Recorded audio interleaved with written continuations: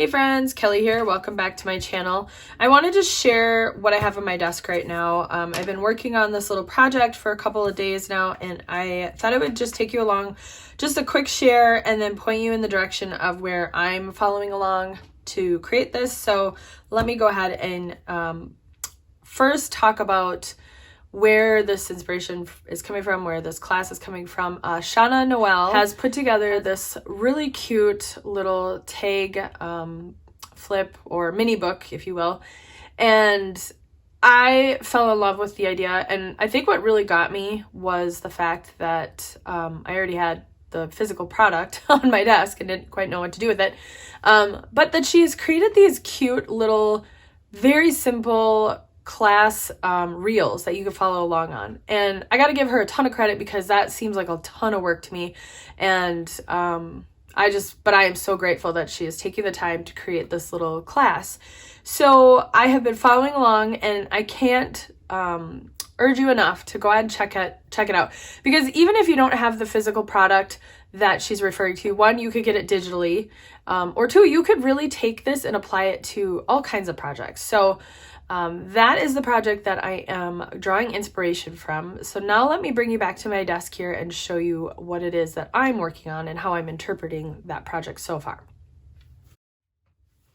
Okay, so what I have here are all of my little pages. I've already got them all painted, secured with cardstock on the back, and decorated a bit. So let me kind of pull one out. I'll go with this one because there's not a lot on it, and share with you what I use. So this is just a paper bag, a grocery bag. It's a high-V grocery bag that I cut into the 18 individual 4x6 squares.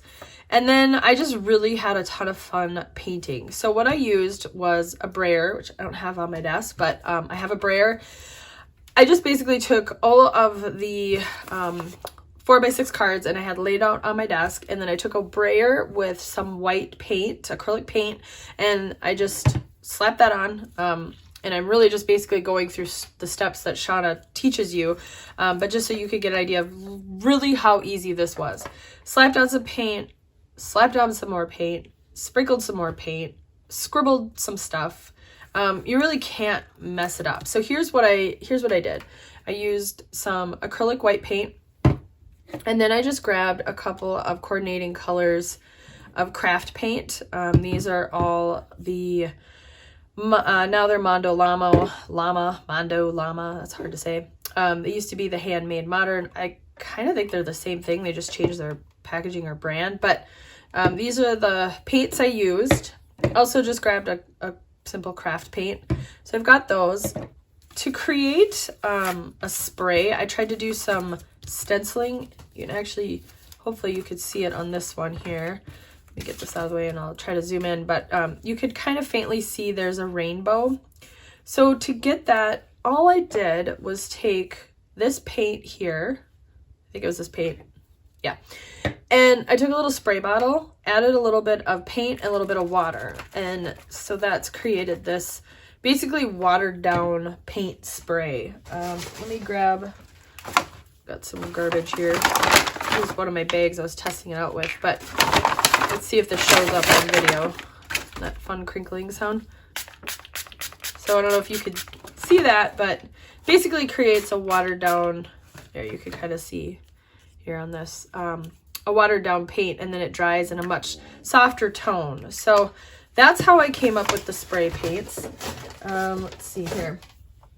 I just happened to have a bunch of these little spray bottles from a craft class I taught some 2nd and 3rd graders. So I just mixed up a few of these. They look kind of crappy when they're just sitting, and the paint settles a bit, but you just give them some good shakes and it totally works. So that's what I did. I also had this old Color Theory spray paint mist thingy. I don't know. I never had luck with this. You could kind of see there's like some splatters, some drips. Yeah, that was not a good paint to use. I'll tell you. I'm not sure what I'm gonna do with this, unless I stick it in a different paint or a spray bottle. I don't know. But that's how I got all the paint on. And then I just kind of kept adding layers until I really liked the way it looked. So I'll just do a quick flip of what these pages all look like.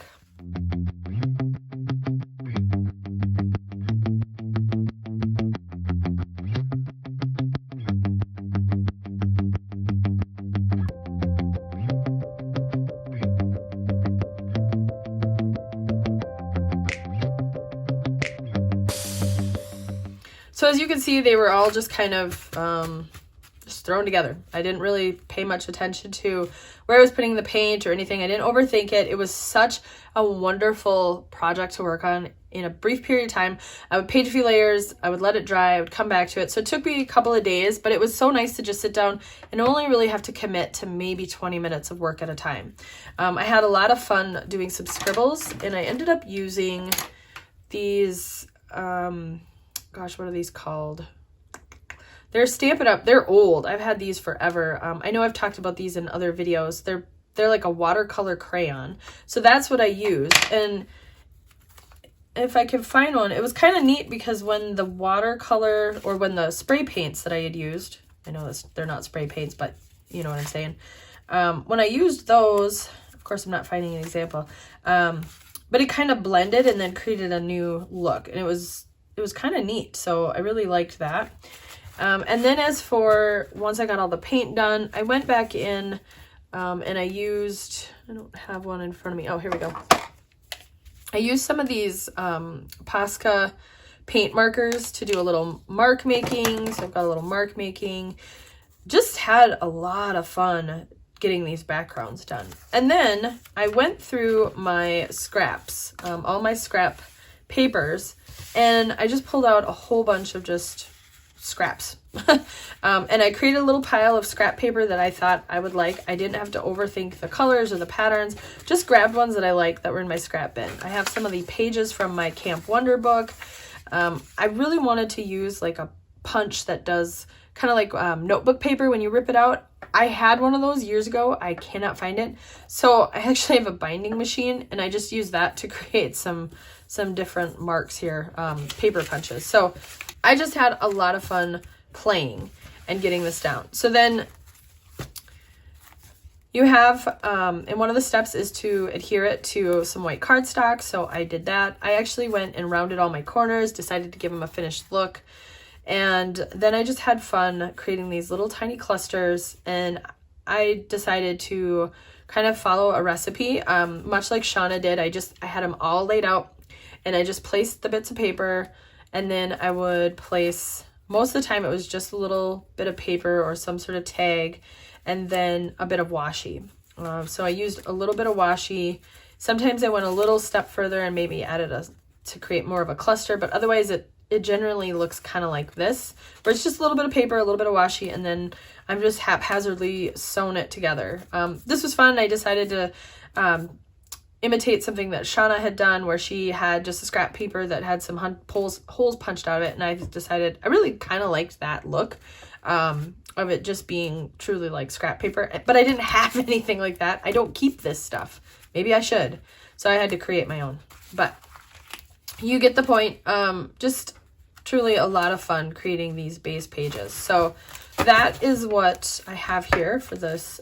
That's how far I am on the class, which I think is kind of mostly caught up. I have to still go in and punch holes where the rings are going to be. I haven't officially decided if I'm going to do the holes here where you flip it this way, or if I want to do the holes at the top and create a book that flips this way. I haven't committed to that yet, so that's what I'm trying to work on next. But then what we're using are these prescription tickets. These are from Illustrated Faith. I have the physical product. I did purchase the heartcheck kit, but you can get these online. You can get a digital version and download and print them yourself. So these are the devotional cards that are going to sit inside this book and that we'll be working on. So I have that product. These little cutie faces came with that. So I have all those set aside. And then I really liked, Shauna had created like a little paper pocket with a clipboard in it. But I'm trying very hard to limit spending and really just, I'm trying to push myself to come up with my own things or to see what I already have, use things I have outside of buying like a kit like this. Like I really wanted this devotional, but I could go through literally the hundreds of digital collections I have from AC Digitals or Illustrated Faith, but I also had Canva opened up, and you guys know how much I love canva.com.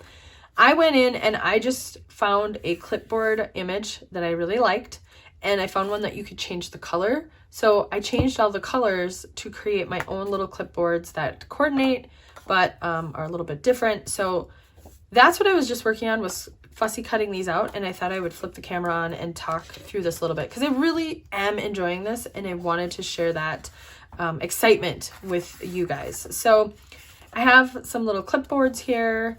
I also found this little notebook page that coordinated, and then this notebook here. So I think it'll be just super fun to create some sort of little ephemera piece that I could decorate and have fun with that. I've also pulled out just random bits that I can use to kind of maybe create more clusters on these pieces. So like I can come in and just like, how simple. I love it. So I've got that on my desk. A few other things I have, because I did order the physical kit. I also got this stamp set, so that'll be fun to play with. And then this is the ephemera that came with the kit. It's chock full. I don't even want to open it because there's just so much stuff in there. So that'll be fun to play with. But again, I would have been just as happy having just the digital product, which I actually also have. And then just some washi tape. But you could take this idea, this format, and create a mini book for just about anything. I could even do it this way. So instead of flipping it open this way, maybe I flip it open this way, or maybe I flip it open this way. You see what I mean about committing? I feel like I'm probably gonna have to go this way or this way since my clusters are all kind of oriented that way. So I guess I have limited my options there. But I'm super excited. I'm super excited to work on this project. So I wanted to share it with you, share my excitement about this project, and see if maybe I could entice some friends here to join me. So I will make sure that the links below are all there so you can find exactly what it was I was talking about in this video. You could tell I'm excited because I'm talking fast and I'm just throwing information at you, but I really hope that you will find this video inspirational, maybe a little funny, and that maybe you'll join along. With that, friends, thanks so much for checking out this quick little video. I so appreciate it. If you found this to be interesting, give me a thumbs up. Let me know that this is the kind of content that you might be sticking around for. Go ahead and subscribe to my channel if you're not already. I can't thank you enough for being a subscriber if you've already done that. And then finally hit that little bell so you're getting notified when new videos are posted. Thanks, friends, and I'll talk to you next time.